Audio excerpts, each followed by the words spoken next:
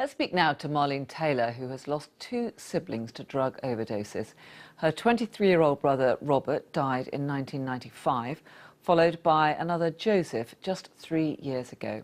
Well, Marlene now works as a manager for the charity Family Addiction Support Service in Glasgow, and she's joined us now. Thank you very much indeed for talking to us. There are some pretty stark figures in this latest report, but of course you've been touched by these problems personally. Just tell us what happened with your two brothers. Robert was only 23 when he died. That was 1995, and that was with his first heroin overdose, the first injection. We were absolutely devastated at that time in 1995. We ourselves as a family were very ignorant about drugs. My brother Joseph, who you alluded to, it was February 16, Joseph passed. He was only 10 years old at the time. So as a family we were struggling very much about losing Robert, and it was very hard for us and this 10-year-old boy. And unfortunately there weren't the services that they are now, which I wished we were able to get that 10-year-old boy more help. And I think Joseph carried that through his life. Joe was he was a late baby. I was 17 when Joe was born.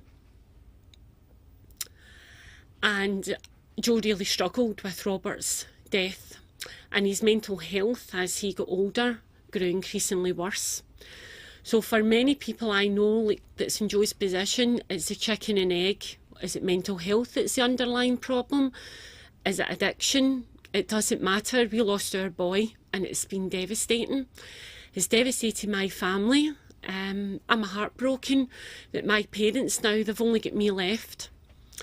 And the figures that have been released today is devastating. Those poor souls that have lost their lives, things must need to change, and they need to change. There needs to be radical changes. In harm reduction, these lives are preventable, they're not inevitable. And this is a health issue. This is a shame of a nation, and these figures need to be reduced drastically. You say it was difficult to know what led, for example, to Joseph turning to drugs, but do you feel that in the case of both of your brothers, if they'd had more help, if they'd had more support, that their deaths might have been avoided? Of course. With the right supports in place, early interventions can make such a difference. There definitely needs to be more investment overall. It's not tackling a drug addiction on its own. I know my brother Joseph had started with acute anxiety, and he eventually started self-medicating. And unfortunately, it's far too easy with the click of a button to purchase street Valium as well. That's a huge problem in Scotland. And quite often you'll read into statistics of these drug-related deaths. It's often with polydrug use. So there has to be more resources put into harm reduction, and it's about co-production. It's working together as well. It's not just tackling one area on its own. There is mental health. The welfare reforms are absolutely vile, what's happening and the impact it's having on the most vulnerable people in our society. It's a whole cohort of quite radical thinking that needs to be introduced to prevent this awful toll. 934 souls. You think if that one person have at least 2 or 3 people that they meant the world to. Look at the ripple effect. Look at the children again that's going to be affected by this. I know Joseph, when we lost Robert, was 10 years old, and my brother Robert was over 6'5", and he was a world to my brother. And I know he really, really struggled as years went on with that loss. Well, we appreciate you talking about your personal circumstances, and of course each one of these deaths is an individual, a personal tragedy. There will be lives around that, loved ones who will be mourning those losses. But why do you think it is that there are so many of these cases in Scotland? It's very difficult to pinpoint one particular reason. Very difficult.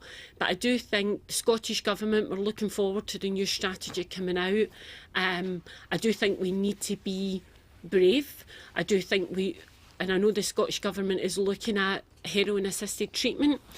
We're obviously hoping that eventually, certainly Scotland will be able to have the judicial decision overturned where we can have safer public injecting facilities, because what we have just now isn't working. What we have just now is failing society miserably. It's failing families. It's failing generation after. The charity that I work in, day out, we support family members affected in this way, whether they've been bereaved, whether they currently have a son, daughter, sibling. We're dealing with grandmothers that are bringing up grandchildren as a result of parental alcohol and drug use. This ripple effect is devastating on communities and on families, and we really do need to look at better harm reduction strategies, more investment in recovery communities, more investment in mental health, and look at welfare reform as well. I think it's a shame of a nation, not just in Scotland, but UK-wide. OK, Marlene Taylor, thank you very much indeed for joining us and for talking to us about your life and the work that you're doing to help others. Thank you very much. Thank you so much.